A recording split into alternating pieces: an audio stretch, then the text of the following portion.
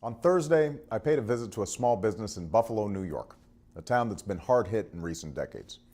I heard from folks about the struggles they've been facing for longer than they care to remember.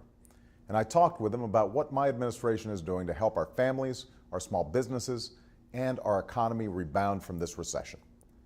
Jumpstarting job creation in the private sector and fostering a climate that encourages businesses to hire again is vitally important.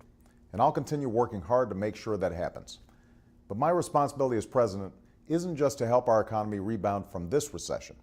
It's to make sure an economic crisis like the one that helped trigger this recession never happens again. That's what Wall Street reform will help us do. In recent weeks, there's been a lot of back and forth about the reform bill currently making its way through Congress. There's been a lot of discussion about technical aspects of the bill, and a lot of heated and frankly sometimes misleading rhetoric coming from opponents of reform. All of this has helped obscure what reform would actually mean for you, the American people. So I just wanted to take a few minutes to talk about why every American has a stake in Wall Street reform. First and foremost, you have a stake in it if you've ever been treated unfairly by a credit card company, misled by pages and pages of fine print, or ended up paying fees and penalties you'd never heard of before. And you have a stake in it if you've ever tried to take out a home loan, a car loan, or a student loan and been targeted by the predatory practices of unscrupulous lenders. The Wall Street Reform Bill in Congress represents the strongest consumer financial protections in history. You'll be empowered with the clear and concise information you need to make the choices that are best for you. We'll help stop predatory practices and curb unscrupulous lenders, helping secure your family's financial future. That's why families have a stake in it. And our community banks also have a stake in reform. These are banks we count on to provide the capital that lets our small businesses hire and grow. The way the system is currently set up, these banks are at a disadvantage because while they often play by the rules, many of their less scrupulous competitors are not playing by the rules.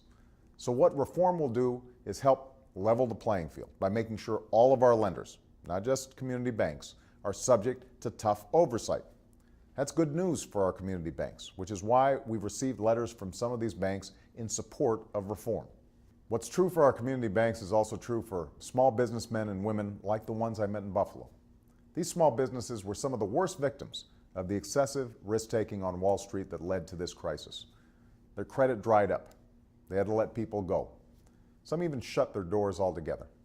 And unless we put in place real safeguards, we could see it happen all over again.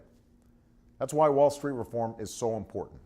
With reform, we'll make our financial system more transparent by bringing the kinds of complex backroom deals that helped trigger this crisis into the light of day.